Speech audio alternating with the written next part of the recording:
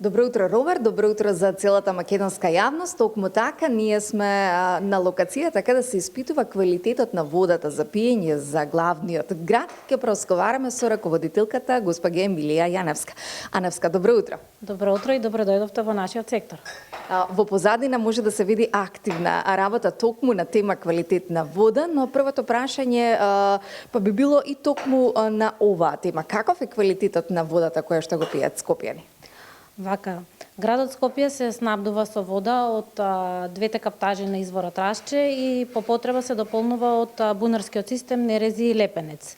Водата која што ни доаѓа од Рашче е доста квалитетна и со еден избалансиран минералошки состав, со непроменет хемиски состав со години, pH средина која што е неутрална и е доста квалитетна. Ние секојдневно зимаме примероци од мерни места во градот Скопје, тоа се од прилика 40 на број и секојдневно работиме во нашите лаборатории.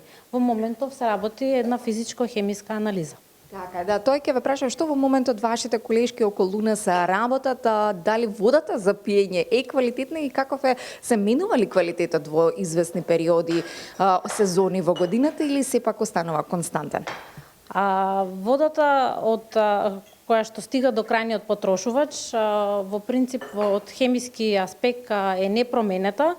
Единствено може да има промени во изворот од микробиолошки аспект во зависност од сезоната во која што се наоѓаме.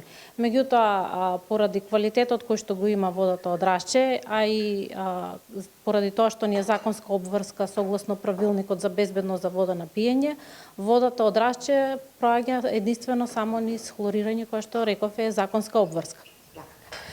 Верувам дека граѓаните најбитно прашање во овој период кога имаме постојано покачување на цените, главно ги интересира колку цената на водата ќе се промени во предстојниот период или ќе остане иста.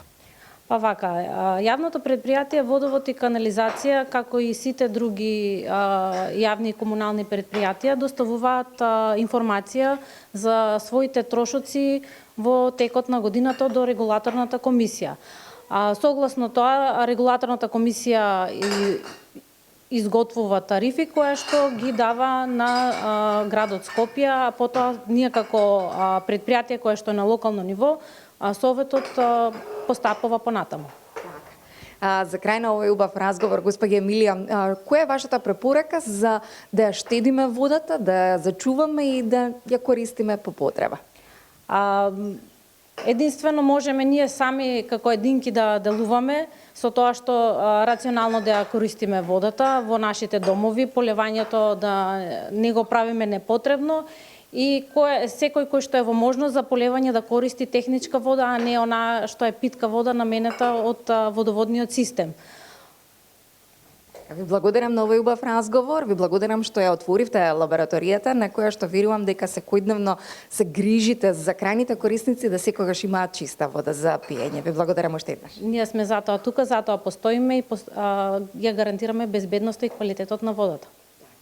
Благодарам многу. Ова беше госпожа Емилија Аневска, раководител на секторот за санитарна контрола во јавното предпријатие Водовод и канализација, од каде што верувам дека повторно ви ја дадовме довербата дека главниот град има безбедна и чиста вода за пиење, а цената се надеваме дека ќе остане непроменета и натаму.